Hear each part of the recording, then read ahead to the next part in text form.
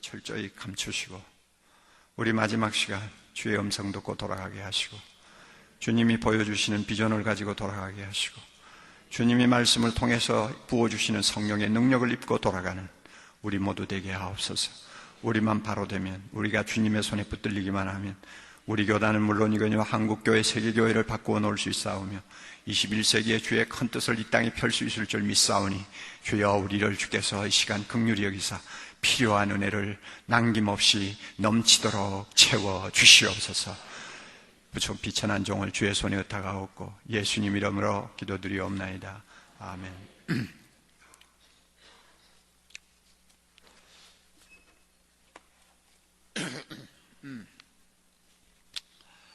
처음에 교갱협을 시작할 때는 참 눈에 보이는 여러 가지 안타까운 일들 때문에 우리 교단부터 좀 바로 좀 걸어가도록 하는데 힘이 좀 되어야 되겠다 하는 생각에서 교갱협을 시작을 했고, 막상 이제 교갱협을 시작하고 나서 1년, 2년 시간을 보내었는데 참 그동안 짐이 많았습니다. 아무것도 모르고 교단 좀 깨끗하게 만들어보자 하는 단순한 생각에서 시작한 일인데, 갱신이라는 이름을 붙이고 일을 시작하고 보니까 이게 보통 일이 아니구나 하는 것을 제가 느끼게 됐습니다. 갱신하자는 우리 자신에게 갱신할 것이 아직도 많이 있다는 것도 발견하게 되고, 남을 향해서 갱신하자고 말하는 것도 쉬운 일이 아니고, 무슨 제도를 고치고 법을 고치는 것보다 더 우선적인 일이 사람을 바꾸는 일이다 하는 것도 보통 일이 아니고, 하여튼 또 우리 교단에 소속된 목회자들 중에 특별히 지도자급에 있는 분들 중에서 참 양심이 저래가지고는 하나님 앞에 어떻게 기도를 하나 하고 걱정스러운 사람도 한두 명이 아닌 것 같고요. 그리고 기대만큼 갱신의 열매가 금방 나타나는 것도 아니고, 그래서 참 지난 10년이 넘는 기간 동안 한 걸음 한 걸음이 참 살얼음판을 걷는 것 같은 그런 시간들이었습니다. 그러면서 오늘 읽은 우리 본문 말씀, 이 소위 가라지 비유라고 하는 이 말씀이 저의 목회에도 참 꼭 필요한 진리의 빛을 비추는 말씀이 되었고, 또 갱신 운동을 하는 데 있어서도 저에게 있어서 중요한 길잡이가 되었다는 것을 제가 고백하고 싶은 마음입니다. 오늘 시간이 허락하는 범위 안에서 우리가 이 말씀을 앞에 놓고 우리 교회를 항상 목회해야 되고 우리 교단을 항상 새롭게 만들어야 될 중차대한 소명을 가진 여러분들과 제가 이 말씀을 통해서 다시 한번 주님의 음성을 들었으면 좋겠습니다. 천국은 좋은 씨를 제밭에 뿌린 사람 같다 하는 말씀으로 시작하는 비유입니다. 이 말을 조금 바꾸면 하나님 나라의 사정은 마치 이러이러한 것과 같다 하는 말과 같고요. 좀 더 좁게 이야기를 한다면 지상교회는, 내가 섬기는 교회는 사정이 이렇다 하고 말씀하는 내용입니다. 그러니까 주님께서 보시는 우리 지상에 있는 교회, 어떤 면에서는 본질적인 면을 타치하고 있다고 우리가 말할 수 있습니다. 그러면 이 비유의 핵심이 무엇입니까? 지상교회는 하나님의 아들들과 마귀의 아들들이 섞여 있다는 이야기입니다. 이게 핵심이에요. 다시 말하면 지상교회는 하나님의 아들들과 마귀의 아들들, 곡식과 가라지가 함께 섞여 있는 공동체라는 말입니다. 마귀가 교회 안에 자기 사람을 심어 놓았다는 것입니다. 그리고 마귀가 심어 놓은 자기 사람들은 마지막 심판 때까지 교회를 떠나지 않는다는 것입니다. 그래서 끝까지 곡식과 가라지가 함께 간다는 거예요. 어떻게 보면 섬찟한 말씀입니다. 기가 막힌 말씀입니다. 그럴 수가 있나 하고 참 반문을 해야 될 만큼 우리에게 심각한 도전을 주는 말씀이기도 합니다. 그러나 예수님이 말씀하신 그 내용의 핵심을 가만히 우리가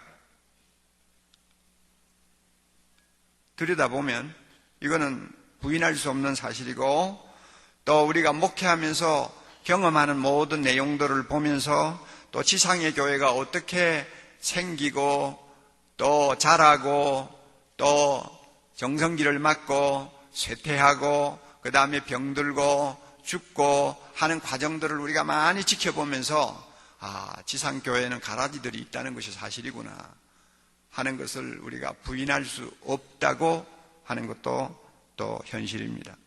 한 몇 가지를 우리가 이 본문을 가지고 좀 검토해 봤으면 좋겠습니다. 우선 첫째로 지상교회는 완전 무결할 수 없다는 점을 우리가 이 본문을 통해서 배웁니다. 본래 교회 본질은 좋은 씨앗들이 모이는 공동체입니다. 이게 주님의 교회의 본질입니다. 천국의 아들들의 공동체라는 말입니다. 그럼에도 불구하고 이 영광스러운 공동체에 악한 자의 아들, 마귀의 자식들이 섞여 있는 불완전함을 갖고 있다는 것입니다. 어두움의 권세가 활동하는 세상에 자리 잡고 있는 교회이기 때문에 이것은 숙명적으로 피할 수 없다는 것입니다. 그러므로 우리가 목회를 하면서 완전 무결한 교회를 비전으로 삼으면 이건 성경적이 아닙니다. 갱신운동을 하면서 완전 무결한 교회를 우리가 꿈꾼다고 한다면 이것도 성경적이 아닙니다. 성경은 지상의 교회를 그런 식으로 말하지 않아요. 지상의 교회는 완전할 수도 없고 무결할 수도 없다는 것. 결국 마귀의 활동이 어느 정도 허용이 된 것이 지상의 교회라는 것을 우리는 인정을 해야 합니다. 교회 역사를 우리가 돌아보면 완전 무결을 추구한 개혁운동, 갱신운동은 거의 다 한시적인 것으로 끝나고 큰 영향을 끼치지 못한 것을 우리가 볼 수 있습니다. 교회는 완전해야 된다. 한 사람도 죽정이가 없어야 된다. 그러므로 이런 사람은 안 되고 저런 사람은 저래서 안 되고 이런 제도는 이래서 안 되고 그래가지고 모든 것을 완전 무결하게 만들어서 주님의 거룩한 교회를 세우겠다고 하는 어떤 목표를 가진 운동은 교회사적으로 볼 때 길게 살아남지를 못했어요. 좋은 예가 몬타누스 운동이라든지 또 제세례파 운동이라든지 경건주의 운동이라든지 또 우리나라에 있었던 재건파 운동이라든지 이런 운동들을 우리가 교회사적으로 짚어보면 전부 다 완전 무결한 교회를 이상으로 하는 하나의 운동이었어요. 그런데 그들이 실제로 교회에 끼치는 영향은 그렇게 크지 않았다는 것을 우리가 알 수가 있습니다. 예수님의 제자 가운데 가룟 유다가 끼어 있다는 사실을 가볍게 보면 안 되는 건데 그것을 깜빡하고 잊어버리는 사람들이었습니다. 완전 무결한 교회를 지나치게 지향하면 나중에는 그 교회 안에 사랑이 식어버립니다. 그리고 서로 간용하지 못하고 또 옳고 그른 것만 가지고 서로 판단하고 정죄하는 살벌한 율법주의가 교회 안에 자리를 잡기 쉽다는 것도 우리는 역사를 통해서 배웁니다. 세상에서는 교회가 완전 무결할 수 없다는 것을 아는 자가 목회를 바로 할 수 있습니다. 그 사실을 알기에 아무리 자기가 목회에 성공을 해도 교만하지 않는 거예요. 그 사실을 알기에 많은 사람들이 성공한 목회자라고 이야기를 해도 그 말에 마음이 끌리지 않는 거예요. 왜냐하면 지상의 교회는 만족하다 할 만한 수준은 없어요. 그러므로 교만할 거리도 없어요. 점점 더 낮아져야 되는 것이 우리의 입장이고 겸손해져야 되는 것이 우리의 입장이에요. 사람들의 눈에 보기에는 완전 무결할지 모르지만 하나님이 보실 때는 가라지가 섞여 있는 교회예요. 그리고 그 가라지를 인해서 교회 안에 이런저런 어두운 구석들이 다 숨어 있는 것이 지상교회예요.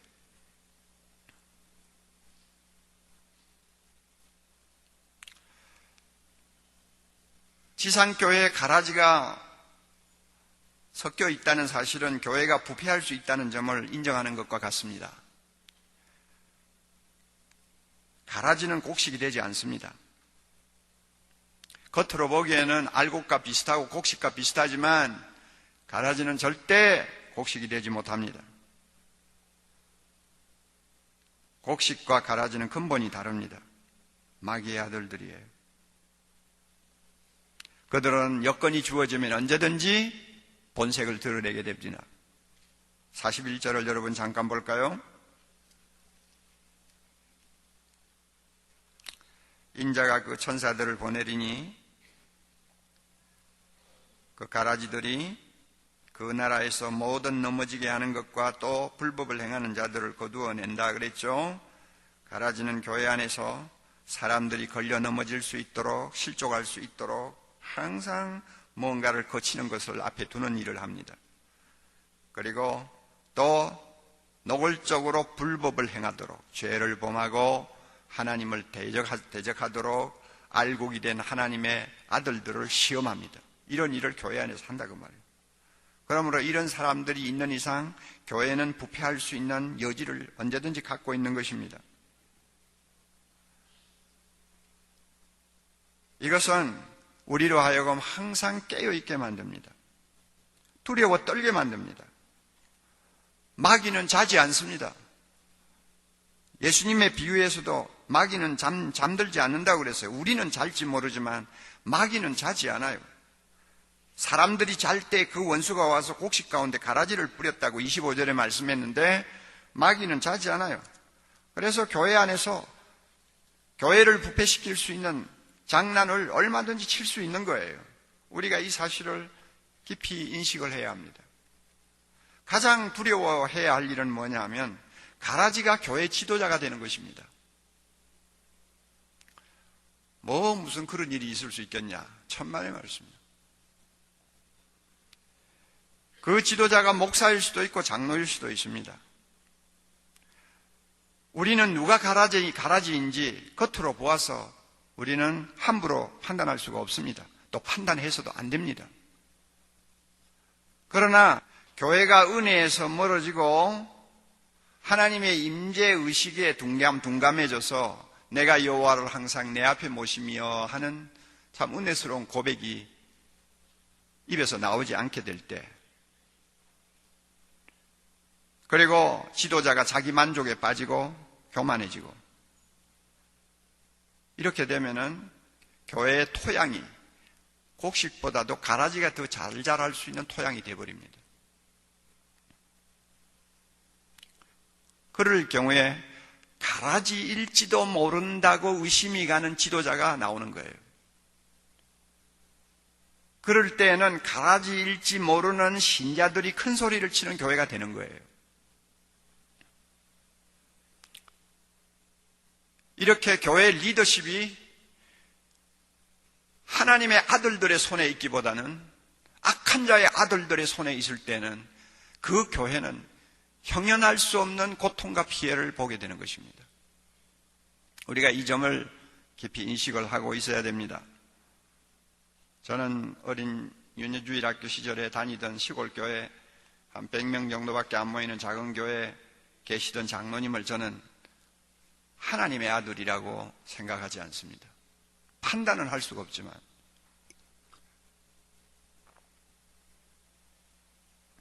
항상 목회자하고 파워게임을 하고, 목회자가 자기 손에 놀지 않으면 1년 만에 쫓아내기도 하고 2년 만에 쫓아내기도 하고, 그게 그저 하나의 자기의 즐기는 합의가 되어버린 장로. 나는 어릴 때 그런 사람을 보고 살았어요.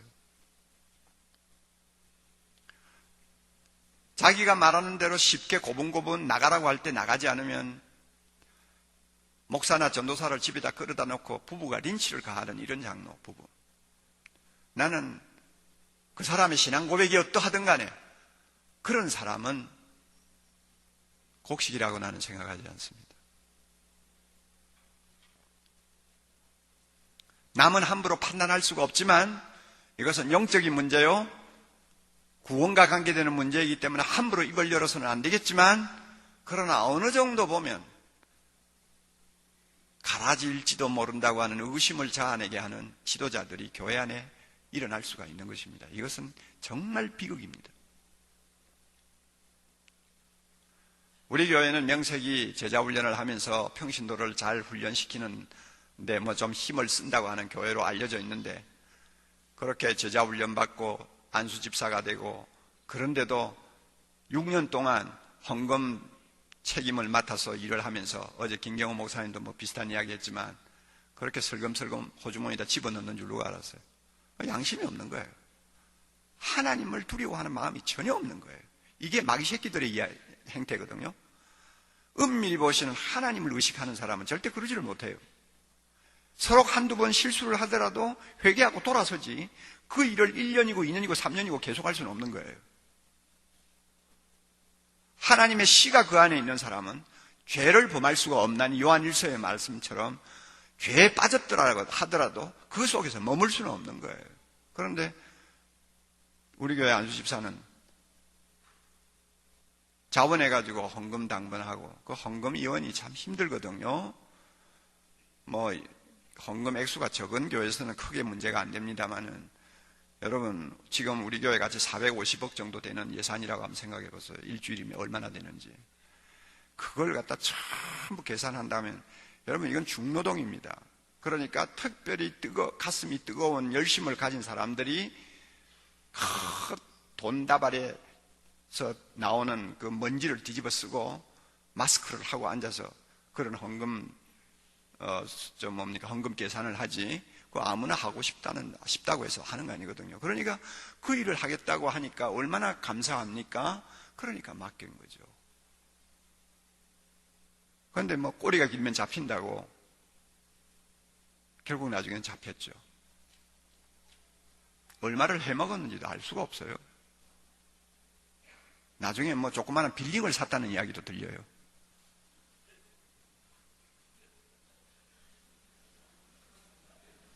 그리고 자기 부인은, 왜냐하면 지금도 신통치 않은 사람이니까, 또 자기 부인은 또 신학교를 다니가 전도사가 됐는데 나중에 자기 부인을 위해서 개척교회를 시작했다고 그래요. 그 훔친 돈 가지고 개척교회를 시작했는지 알 수가 없어요.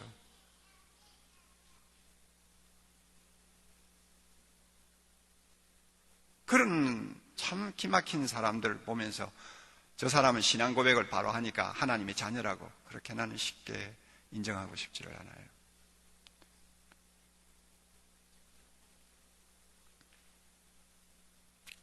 오늘날 우리 한국 교회가 직면하고 있는 참 심각한 문제는 사회로부터 교회가 부패 집단으로 매도를 당하고 있다는 것입니다. 이것은 가라지일지 모르는 지도자가 교회 안에 적지 않다는 말과 다름이 없습니다. 이것은 가라지일지 모르는 사람들이 교회 안에서 중직을 맡아 있고 그런 사람들이 많이 교회를 드나든다는 이야기와 같다고도 할 수 있습니다. 이런 교회는 천국의 아들들마저 악한 자들의 아들의 영향을 받아가지고 영적으로 병이 들든지 무력해지는 것이 현실입니다.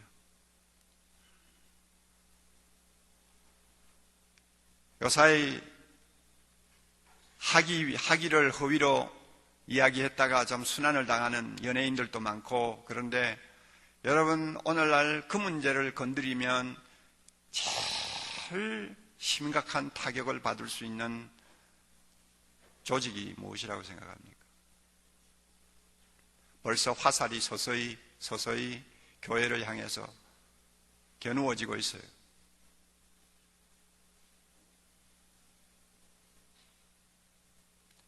가방 문제가 어제 오늘 이야기입니까? 그런 것을 버젓하게 하면서 설교하고 교회 안에서 하나님을 이야기하는 목회자의 행세를 하고 있다. 만약 그 사람이 진짜 성령의 사람이요 곡식이라고 한다면 반드시 회개하고 돌아섰을 거예요. 그러나 3년이 가도 5년이 가도 돌아서지 않고 자기의 잘못을 가지고 오히려 자랑하고 자기 성공을 위한 미끼로 생각을 하는 사람이라면 저는 과연 그런 사람이 천국의 아들들이라고 할 수 있을까? 저는 의심스러워요. 바로 오늘 우리가 교회 안에서 안고 있는 문제들입니다. 교회 부패의 전형적인 치부는 교권주의입니다. 우리가 역사를 보면 교파가 많이 나뉘고 교단이 난립함으로써 교회의 건강과 교회의 성장에 부분적으로는 기여한 것이 있지만은 오히려 이런 순기능보다도 교회를 부패시키고 교권이 교회를 타락시키는 역기능이 훨씬 더 많았다는 것을 우리는 알 수 있습니다. 20세기 초에는 통계적으로 보면 개신교 안에 교파, 교단이 1900개 정도 되었다고 합니다. 그런데 1세기가 지난 20세기 말에 와서는 얼마나 많아졌느냐? 22,000개로 늘어났어요. 전 세계적으로. 그만큼 많이 분열되고 많이 깨지고 싸우고 그래서 많이 이제 나누어졌다는 거죠. 주님의 몸된 교회가 그만큼 갈기갈기 찢겼다는 거죠. 그래서 이런 한 1900개 되던 교파 교단이 22,000개로 이렇게 늘어나는 것을 보고 어떤 역사학자는 그래요. 이것은 역사적인 돌발 사건이다. 기가 막힌다는 이야기죠. 또 어떤 사람은 신학적인 재난이다 하는 이런 표현까지 합니다. 자동적으로 이러한 분열은 교권주의로 이어지게 되어 있습니다. 조직마다 단체마다 힘을 쓰려고 하는 사람들이 장난질을 시작하면 교권이 형성되고 교권이 주어지면은 반드시 거기는 교회 부패가 따라오게 되어 있습니다.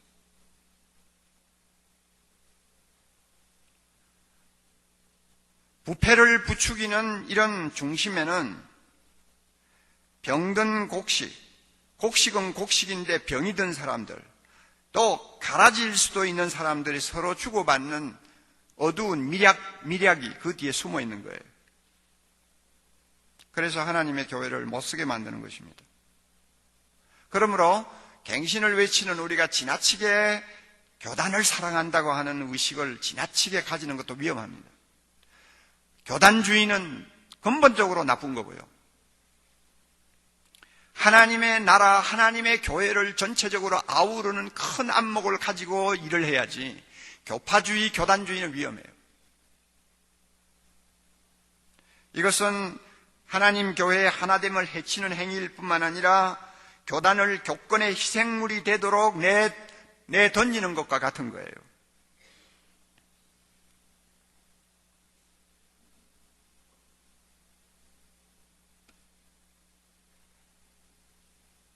요즘 평신도는 교파 의식이 전혀 없습니다.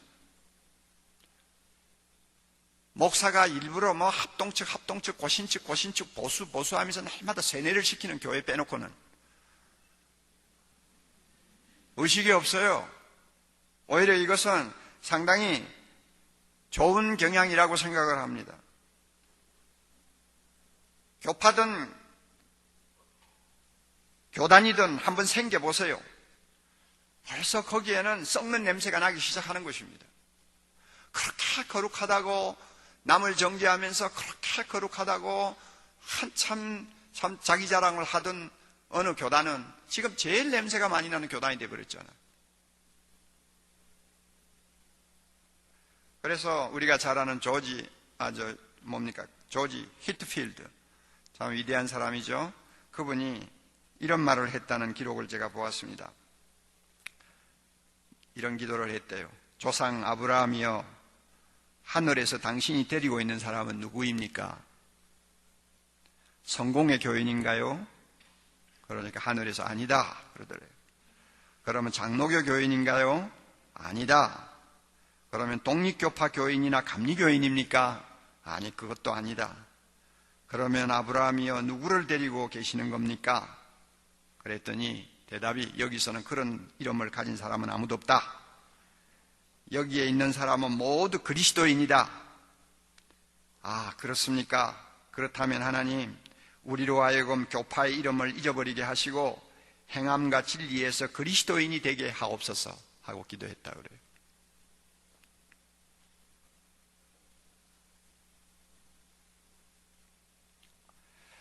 두 번째로 우리가 생각할 부분은 지상교회는 끊임없이 갱신되어야 할 숙명을 갖고 있다는 것입니다. 지상교회는 끊임없이 갱신되어야 한다는 것입니다. 어릴 때 농사 짓는 우리 집에서 자라면서 제일 제가 하기 싫어하는 일이 뭐였느냐 하면 뜨거운 햇살을 받아가면서 논에 들어가 가지고 그 벼에 딱 붙어가지고 기생하는 피를 뽑아내는 거예요.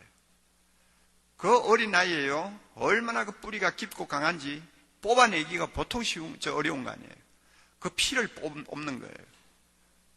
그리고 그때 뽑지 못해가지고 남아있는 피는 곡식이 필 때 이제는 벼로 피지 않고 가라지로 핀단 말이에요. 그러면 그걸 우선 가라지만 쑥쑥 뽑아내는 거예요. 이런 일을 아버지가 저에게 자주 시켰는데 이것은 저에게 매우 힘든 일이었습니다. 피나 가라지가 온 밭에 퍼지는 것을 막기 위해서는 꼭 해야 될 일이지만은 참 저에게는 어려운 일이었습니다.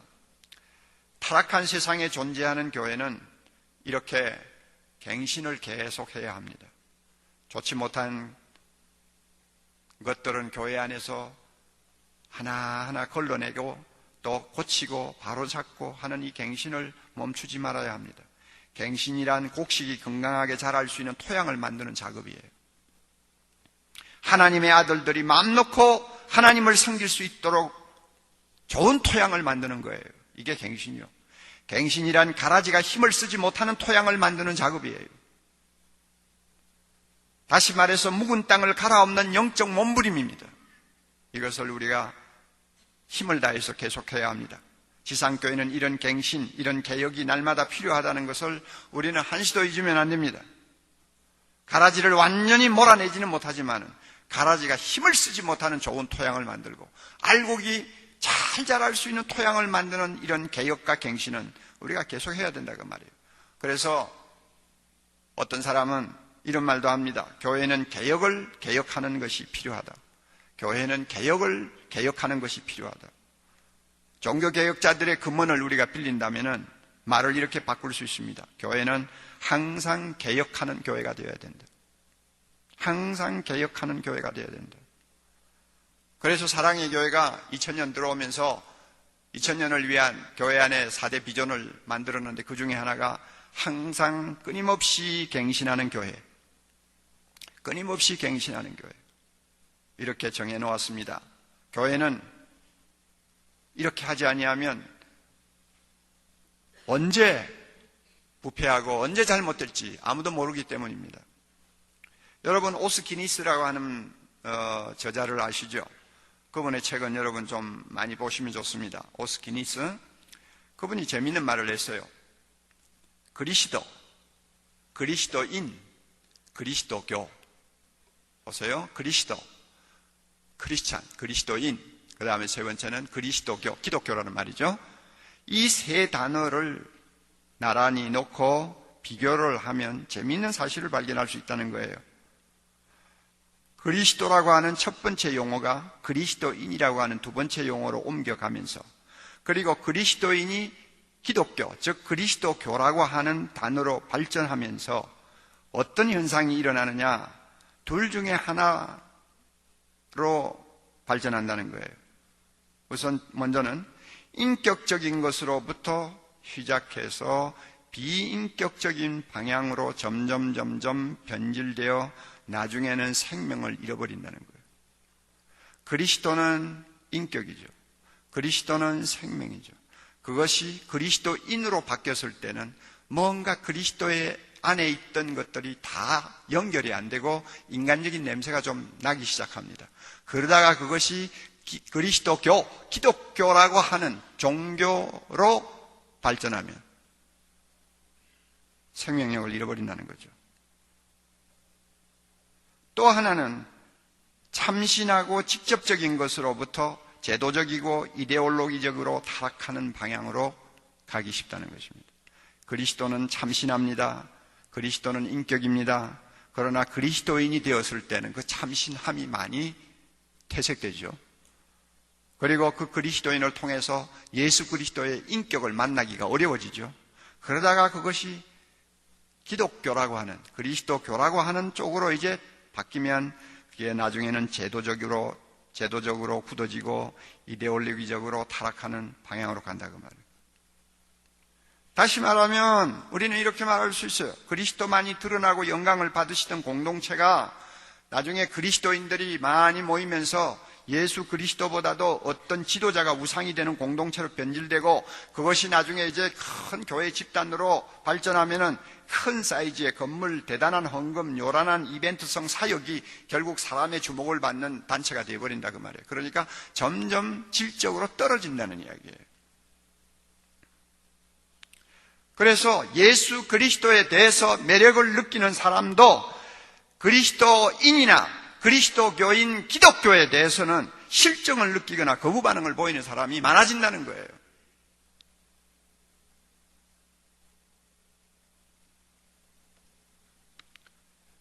이런 교회의 어떤 약한 부분을 우리가 알고 있기 때문에 끊임없이 갱신해야 된다는 거예요.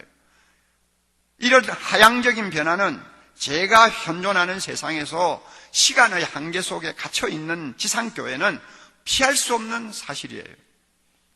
아무리 좋은 것이라도 그 좋은 것이 오래 지속되지 못합니다. 영적인 부흥도 오래 가지 못합니다. 개혁도 오래 가면 개혁의 대상이 되어버립니다. 그렇잖아요. 자꾸 변질된다고 말이에요. 아무리 영적인 운동이라도 할지라도 나중에 그것이 오래 가면 형식주의가 되어버리고 일상화된 습관이 되어버리는 것입니다. 이게 세상에 있는 교회의 모습이에요. 이런 이유로 그리스도는 자유롭고 신선한 반면에 기독교는 형식적이고 죽은, 다시 말해서 더 나쁜 것이 될 수 있는 거예요. 그래서 미국에 어떤 사람이 티셔츠에 이런 말을 새겨가지고 입고 다녔다고 합니다. 예수님, 당신의 추종자들로부터 나를 구원해 주소서. 그러니까 예수 믿는다는 사람들 때문에 못 살겠다 그거야. 당신은 좋은데. 당신은 좋은데 교회 때문에 나는 머리가 아프다 그 말이에요. 나를 구원해 주소서. 우리가 이런 문제의식을 마음속에 항상 깊이 가지고 목회하고 이런 의식을 갖고 교회를 보아야 됩니다. 세 번째로 우리가 생각할 문제가 있습니다. 가라지가 힘을 쓰지 못하는 교회를 만들기 위해서는 제자 훈련을 반드시 해야 된다는 거예요. 저는 12년이나 되도록 교경협을 대표하고 있었지만은 여러분들 집회에 공식적으로 제자 훈련에 관한 이야기를 한 일은 거의 없어요. 제가 실험하고 있는 문제고, 그것을 제대로 하기 위해서는 목회자가 엄청난 대가를 지불해야 된다는 것을 너무나 잘 알고 있기 때문에 칼 세미나에서는 강도 높게 이야기를 해도 우리 교경협 수련회 때 설교에서는 저는 말을 잘 하지 않았어요. 그러나 이제는 대표직을 내놨고 물러가는 사람이니까 하고 싶은 이야기를 좀 해야 되겠어요.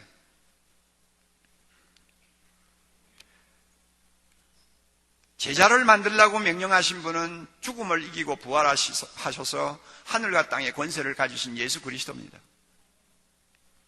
그분이 제자를 만들라고 하셨어요.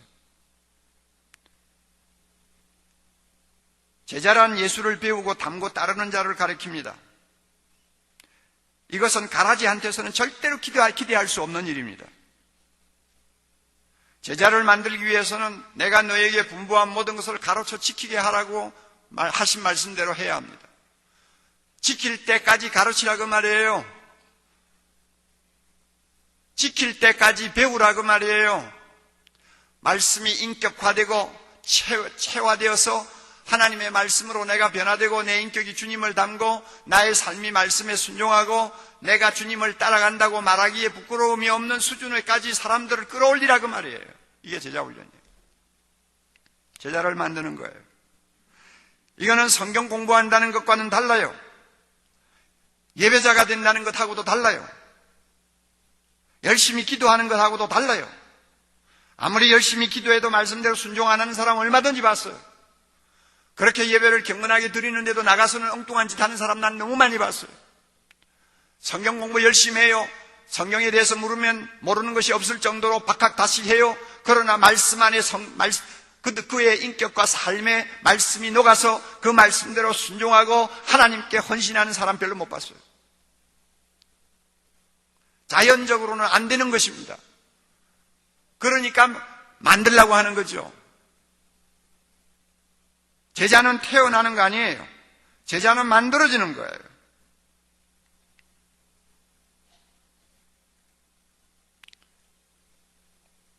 제자 훈련은 가라지를 알곡으로 만들지는 못해요. 가라지를 바꾸지는 못해요. 그러나 제자 훈련은 하나님의 아들들인 곡식을 강건하게 세워서 교회 안에서 가라지가 함부로 행포를 못하도록 견제작용을 할 수는 있어요. 좋은 토양을 만들게 하는 데는 제자 훈련만큼 확실한 방법이 없어요. 주님도 그것을 우리에게 지시하신 것입니다. 여러분, 교회 안에 있는 악한 자의 아들들을 묶어두는 방법이 뭐냐고 여러분이 누가 질문한다면 뭐라고 대답하겠어요? 교회 안에 악한 자의 아들들이 있어요. 가라지들이 있어요. 사람으로는 잘 분별이 안 돼요. 그러나 그들이 힘을 쓰지 못하도록 꽉 묶어두는 방법이 있다면 뭐라고 생각하십니까? 알곡을 건강하게 키우는 거 아니에요. 그렇죠? 알곡이 건강하게 자라는 데는 가라지가 힘을 못 써요. 알곡과 가라지를 분별해서 가라지가 알곡처럼 행세하지 못하도록 필터링을 하는 장치가 교회 안에 뭐 있습니까? 있어요? 가라지가 예배에 더 충실하게 출석합니다, 여러분. 자기 가슴 속에 자기 마음에 음흉한 계산을 갖고 있기 때문에 교회 안에서는 가장 충성되고 목사에게 순종자라고 또 모든 면에서 모범이 되는 것처럼 행세합니다. 그런데 이런 가라지를 여러분이 구별해서 견제하고 교회 안에서 어떤 역할을 할 수 없도록 필터링을 하는 장치가 뭐냐 그 말이에요. 저는 목회하면서 그 필터링이 가능한 방법은 제자훈련밖에 없다고 저는 알고 있습니다. 그래서 저는 지금까지 제가 목회하면서 제가 골병 들지 않으려고 제자훈련에 더 심혈을 기울였는지 모릅니다. 사람 잘못 만나고 잘못된 사람에게 걸리면 목회자는 정말 살아남지 못해요.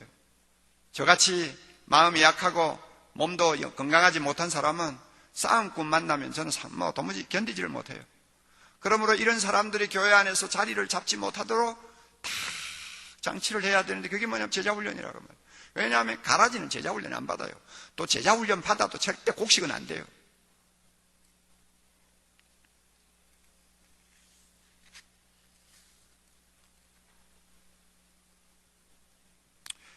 이 세상에 교회가 존재하는 이유는 그저 예배에 참석하고 흩어지는 무리를 양산하기 위해서가 아니라 예수님을 닮고 주님을 위해서 생명을 바치고 주님을 위해서 이 세상 끝까지 순종하기를 원하는 제자를 만들기 위해 교회가 존재하는 것입니다.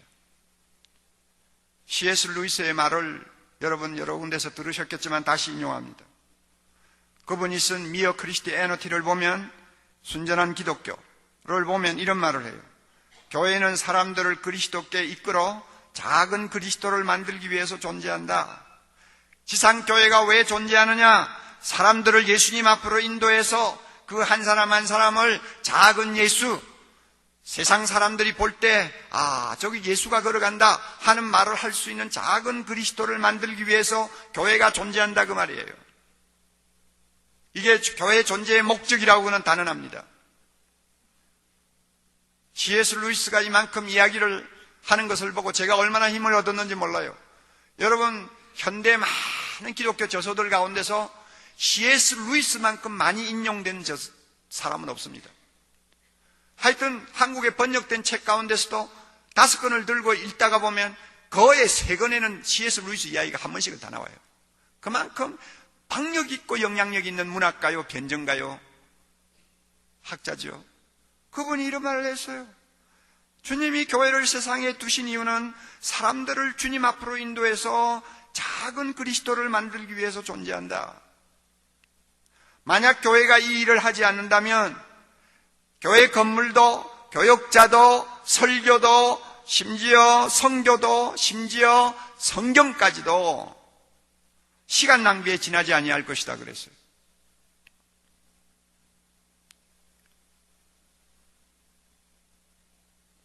그러면 작은 그리스도를 만드는데 왜 훈련이라는 말이 꼭 필요한가? 왜 훈련을 시켜야 된다고 그러는가? 제 이야기를 하면 권위가 없으니까 한 사람 더 소개합니다. 달라스 윌라드 여러분 잘 알고 계시죠? 그분 책도 꼭 읽으세요. 달라스 윌라드 이런 말을 했어요. 세상에 중요한 일치고 훈련 없이 될 수 있는 일이 하나도 없다. 중요한 일치고 훈련 안 하고 되는 일이 있냐? 그 말이에요.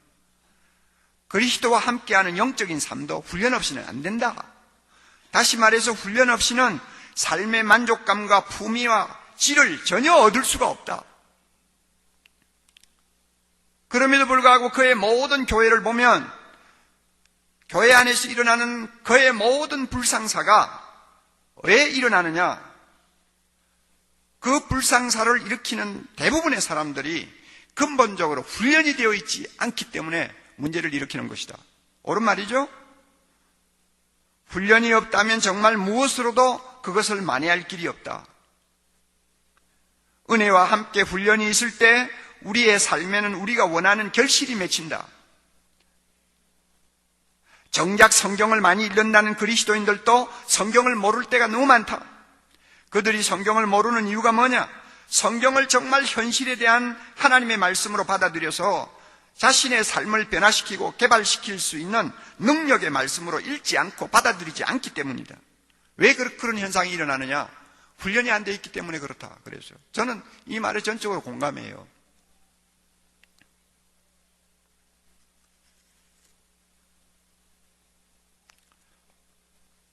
설교 가지고 제자를 만들지 못합니다.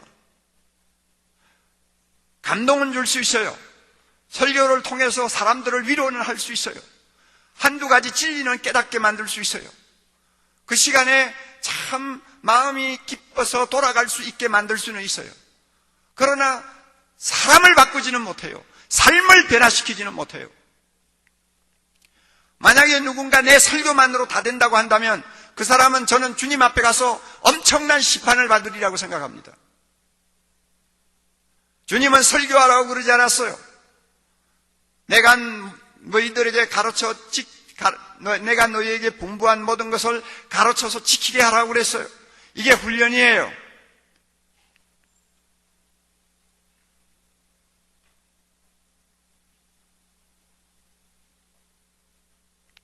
우리 후배 목사님들을 놓고 제가 좀 따끔하게 한마디 하고 싶어요. 제자 훈련 못하는 이유가 다 있어요. 또 그것을 안 해도 된다는 합리적인 생각도 어떤 때는 옳은 것이 있어요. 그러나 저는 이렇게는 말하고 싶어요. 제자 훈련 안 하고 목회하는 분들 참 간이 크다고 저는 늘 생각해요. 가라지가 섞여 있는 지상교회입니다. 부패할 가능성이 얼마든지 있는 지상교회입니다. 수시로 갱신되지 아니하면 살아남지 못하는 것이 지상교회입니다. 이런 교회가 교회다옵기 위해서 주님이 제자를 만들라고 하셨는데 그것을 거기에다가 목숨을 걸지 못하는 목회를 한다. 저는 굉장히 용감하다고 생각을 합니다.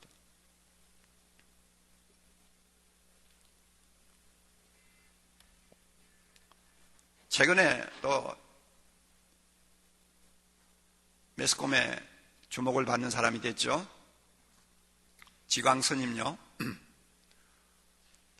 저보다 한 12살 아래인데 제가 직접적으로 개인적으로 만나서 교제한 일은 없어도 굉장히 가까운 사람입니다. 왜냐하면 사랑의 교회에서 100m도 안 되는 상가에 그 사람의 능인선언이 개척이 됐기 때문에. 그 사람이 자기 학위가 엉터리라는 거 고백했잖아요. 목사보다 낫죠. 그렇게 고백할 수 있다는 거죠. 그 사람이 오늘날 불교계에서 제일 큰 사찰을 갖고 있잖아요. 20몇만 명 되는 사찰을 갖고 있잖아요. 그러니까 우리 개신교로 말하면 제일 큰 대형 교회를 운영하고 있는 사람이에요. 그러니까 그 비결이 어디 있느냐? 그 사람이 어느 모임에서 그런 이야기를 했다고 그래요. 뭐 난 직접 안 들었어요.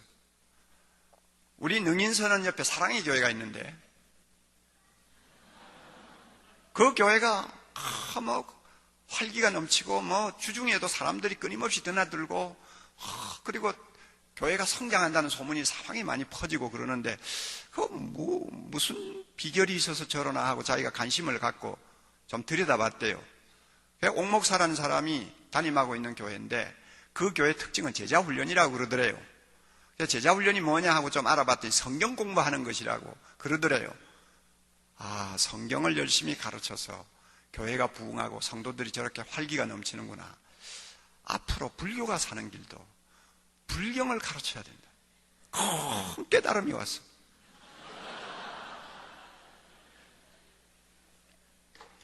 큰 깨달음을 얻었어.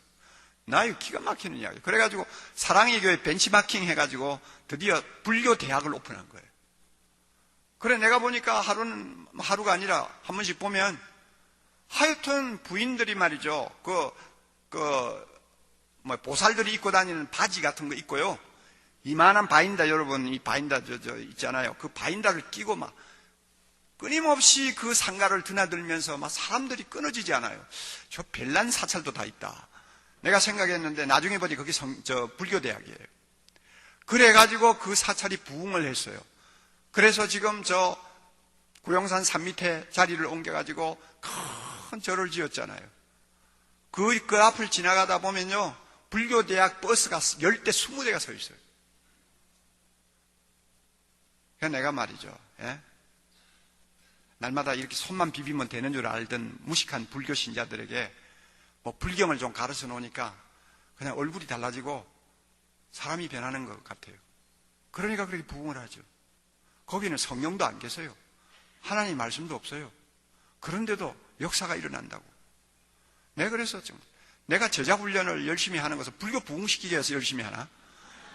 교회를 부흥시키기 위해서 내가 제자 훈련을 하는데 목사들은 주목을 안 하고 중이 주목을 해가지고 불교를 부흥시키는데 기여를 했다. 이거는 내가 양심상 가책을 받아도 보통 받을 일이 아닌 거예요. 안 그래요, 여러분?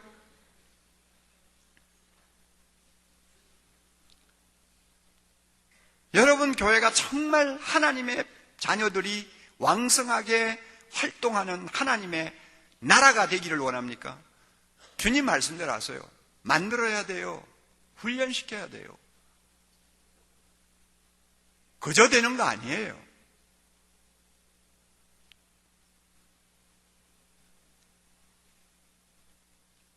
끝으로 한 가지 더 생각합니다.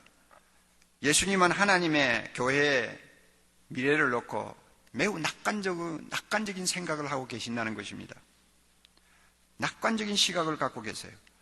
가라지가 보이니까 하인들이 와서 뽑을까요? 그러니까 주인이 그만둬라. 그거 뽑다가 알고까지 곡식까지 다친다. 마지막 심판 때까지 뭐 가야지 할 수 없잖아.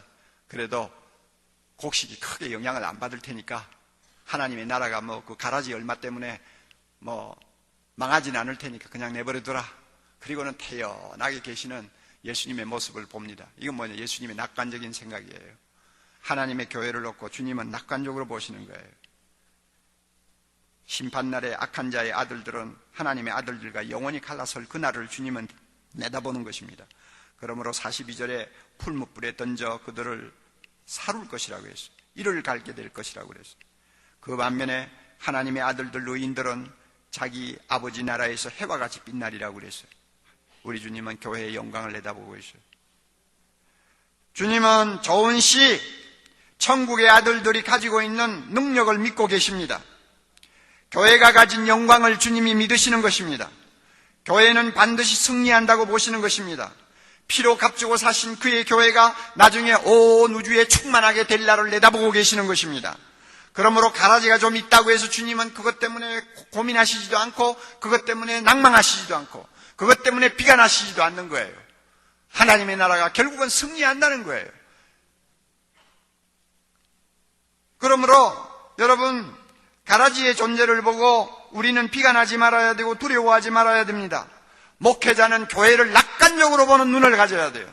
아무리 문제가 많아도 아무리 힘들어도, 아무리 마귀가 이리저리 공격을 해도 우리는 껄껄 웃으면서 우리는 주님의 이름으로 승리할 것을 확신하고 우리는 목회해야 됩니다.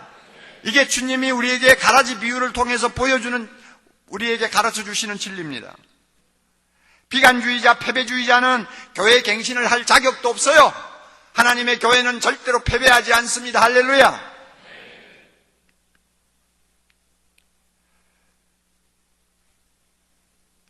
제가 함께 사역하던 최홍준 목사님을 7년 동안 사역하고 나서 부산, 지금 호산나 교회라고 그러나요?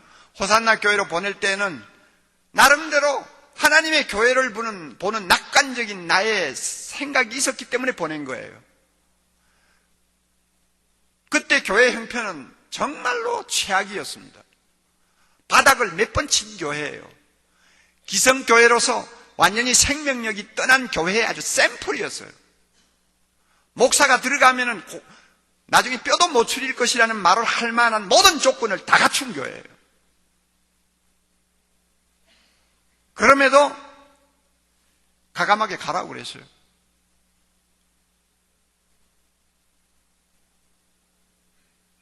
가라지가 얼마나 되는 교회인지는 모르지만은 하여튼 무서운 교회였어요. 그러나 그곳에 가서 하나님의 아들들 하나하나를 제자훈련을 통해서 바로만 심고 바로만 키우고 열매를 맺도록 하는 일에 최선을 다하면 교회는 반드시 교회의 영광을 회복할 수 있을 것이라고 난 믿었어요.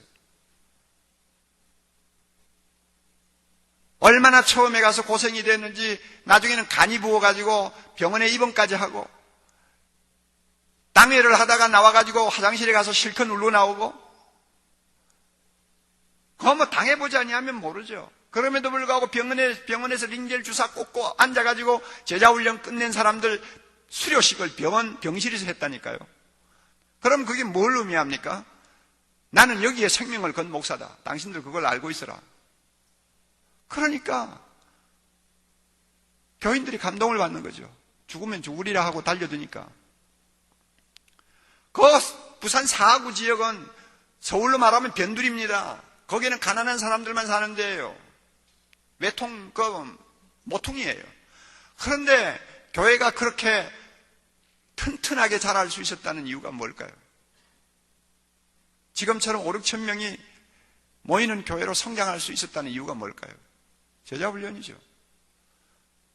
하나님의 교회를 긍정적으로 보는 사람은 제자훈련 할 수 있습니다. 하나님의 교회의 미래를 낙관적으로 보는 사람은 제자훈련 할 수 있습니다. 여기 본인이 앉아 있어서 내가 미안하지만은 오정권 목사 대전으로 보낼 때 그 교회도 진짜 바닥을 친 교회예요.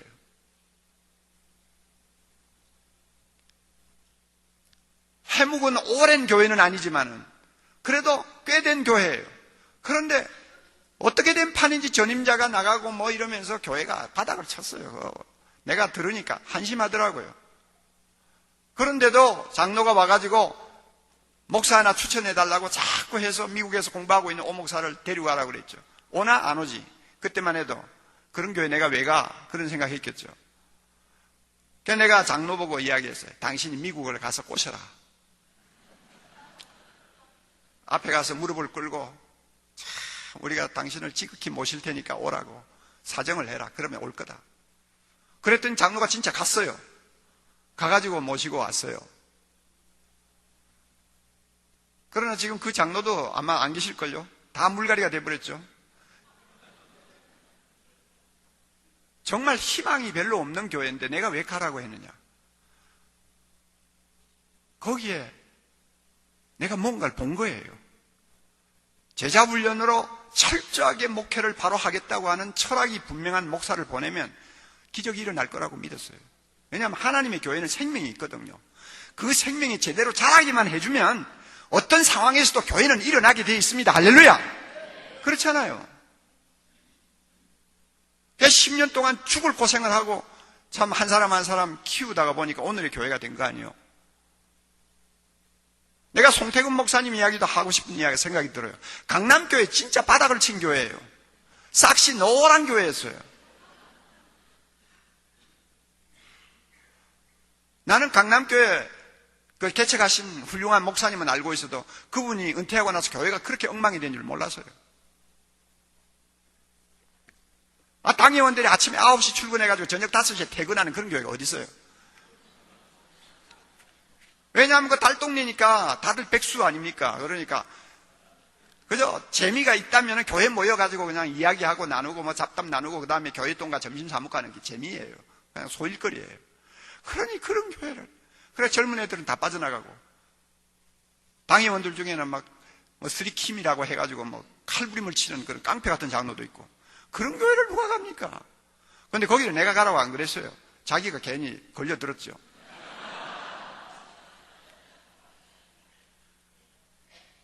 저를 찾아봤길래 목사님 이런 교회입니다. 어떻게 하면 좋겠습니까? 뭐 처방은 간단해요. 원칙만을 따르면 돼요. 하나님의 말씀이 우리에게 가르쳐 주시는 목회의 원칙을 따르면 돼요. 간단하게 몇 가지 말을 했어요. 감사하게도 소목사님이 가서 그대로 했어요. 그러는 과정에 하나님이 은혜를 주셨어요. 1년인지 1년 반인지 지나고 나서 저에게 두툼한 편지를 보냈어요. 제가 읽어보고 얼마나 감동을 받았는지 몰라요.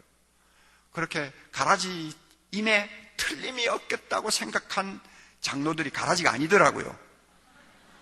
제자훈련을 통해서 변화가 되고 하나님의 자녀의 모습을 회복하니까 가라지가 아니더라고요. 오늘 강남교회가 존재하게 된 그 밑바닥에는 제자훈련을 통해서 헌신한 목회자가 있어요. 그런 예를 들려면 제가 20개, 30개도 들 수 있어요.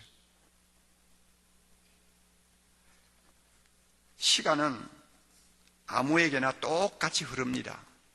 그저 설교만 하고 신방이나 좀 하고 막 쉽게 목회를 하는 사람도 10년 금방 지나가고요. 제자훈련 하느라고 막 입에 단내가 날 정도로 정말로 몸이 병이 들 정도로 고생하는 사람도 10년은 금방 지나가요. 그런데 10년 후에 나타나는 결과는 너무나 하늘과 땅이에요.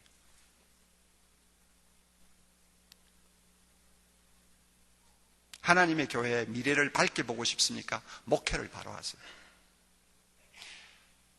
주님이 명령하신 대로 목회를 원칙대로 하지 않으면서 자기의 교회 목회가 앞으로 발전할 것이고 하나님의 영광을 드러낼 것이라고 생각하는 것은 너무나 순진한 생각일지도 몰라요. 여러분 진짜 교회 갱신을 원합니까? 여러분 교회부터 털을 바로 닦으세요. 가라지가 함부로 활동하는 교회를 만들지 마세요.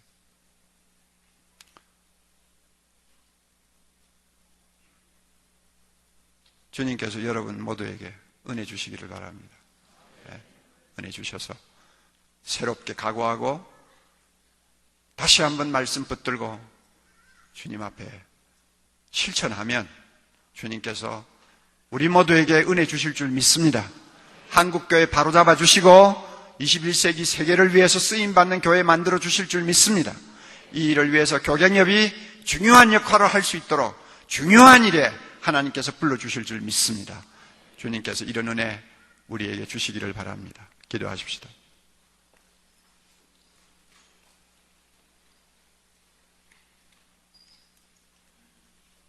자비로우신 주님,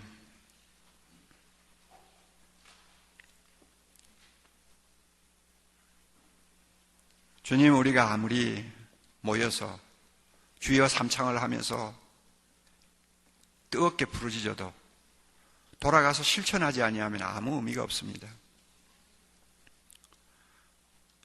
하나님 아버지, 우리가 교회 갱신을 위해서 모였다고 하지만 가라지가 섞여 있는 교회를 목회하는 사람으로서 우리가 너무 안일한 생각을 하고 있는지도 모르겠습니다. 주여 우리에게 다시 한번 경각심을 불러일으켜 주시옵소서. 우리를 깨워주시고 끊임없이 갱신되는 교회를 통해서 하나님의 나라가 이 땅에 완성될 수 있도록 축복해 주시옵소서. 여기에 앉아있는 귀한 종들을 주님 사용하시옵소서. 이들에게 은혜를 주시고 능력을 주시옵소서.